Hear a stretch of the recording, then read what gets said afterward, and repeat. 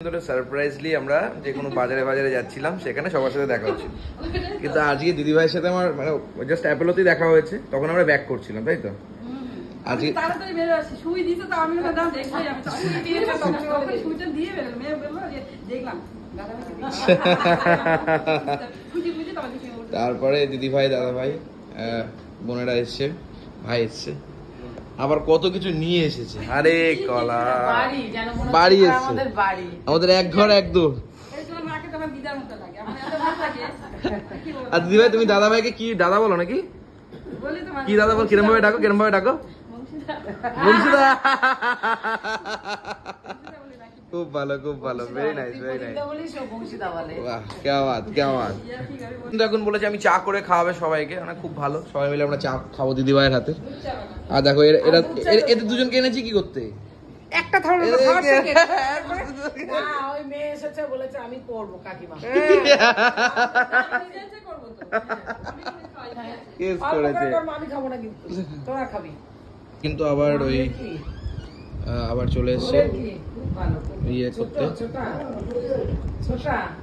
এ বুঝেছে ছোটা। স্বাদ হয়ে গেয়া, স্বাদ আর স্বাদের মধ্যে আলাদা। স্বাদ হয়ে গেয়া, সত্যি যাই হোক, এখন দেবে আবার ইঞ্জেকশন। প্রদীপদার ডিনার আজকে রুটি, গরম গরম রুটি নিয়ে এলাম, সাথে কিন্তু এই দুধ, একদম দুধ দিয়ে একদম। আজকে তরকারি ফরকারি খেলা না কেন হট করে? আজকে দিদি ভাইদের সাথে দেখা, কণিকা দি না, কণিকা দি, বংশীদা, তাদের সাথে দেখা হলো। তারা শিলিগুড়ি বাসী এবং এখন কৃষ্ণনগরে থাকেন বর্তমানে। খুব ভালো লাগলো তাদের সাথে মিশে, এবং তারা আবারও আসবে, একসাথে মজা করব। দেখো বিদেশে বাঙালি তো বাঙালিকে দেখবে, বাঙালি যদি একটা আলাদা এরা ব্যাপার আছে। তারপরে দুর্গাপুরের প্রচুর মানুষের সাথে দেখা হলো। শুধু দুর্গাপুর কেন, আসানসোল কেন, প্রচুর আসাম, উড়িষ্যা, আরো কত মানুষের সাথে এখানে দেখা হচ্ছে। কালকে জেঠু জেঠিমার সাথে, মানে অনেকের সাথে দেখা হয়েছে, শুধু এখানে নয়, অ্যাপেলোতে। খুব ভালো লাগছে সত্যি, সবার এত আশীর্বাদ, এত ভালোবাসা, মানে ভরে যাচ্ছে। কিন্তু খিদে পেয়ে গেছে, এবার খেতে যাবো। এখন মা আর কি ভাত দিচ্ছে ডাল দিয়ে, ওই তো ওখানে শুয়ে আছে, মাসে ওখানে গল্প করছে।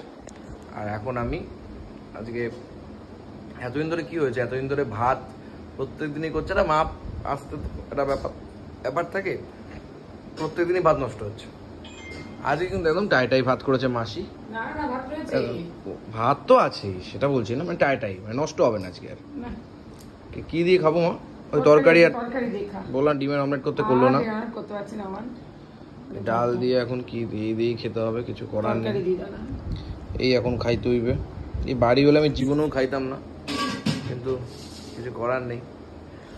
এখানে সব মানিয়ে নিচ্ছি আমি। তরকারি এসছে, তরকারি দিয়ে ডাল দিয়ে ভাতই খাবো। ভাই ভাত খাও, ভাত খাও। না আসলে আমি ভাত খাবো না। তুই কি খাবা? আমি দুটো মুড়ি খাবো। আমার যা বাবা, বাবা আমি তো ভাত আর তরকারি খাচ্ছি। আবার তরকারি দিচ্ছে, বাবা তরকারি খেলো না রাতে, দুধ দিয়ে রুটি দিয়ে খেয়ে নিল।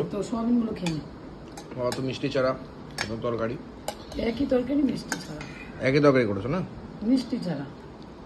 যা তরকারি খেয়ে পেট ভরাচ্ছি আজকে আমি মাসি। ওইটা খেয়ে শুয়ে পড়েছে একদম কুচি করে। সন্ধ্যাটা খুব ভালো কেটেছে, জ্বর ভাব, মানে আজকে জ্বর ভাব চলে এসছে অলরেডি। সারা মানে কাজটা মিটিয়ে দিয়েছে, শুয়ে পড়েছে। প্যারাসিটামল খেলাম, তারপরে একটুখানি কমলো, রাত্রিবেলা হালকা পাতলা খাবো, খুব বেশি খাবো না, শরীরটা খারাপ করবে না। কম করে খাচ্ছে ওখানে, আজকে সব হাতে হাতে খাচ্ছি আমরা। মাসি মুড়ি নিয়েছে, মুড়ি নেবে আর কি। মাঝে মাঝে ভাত দিয়ে খাবো না, কি চলছে এরকম ভাবে আমরা আজ রাত্রে খাবার খাচ্ছি। হ্যাঁ,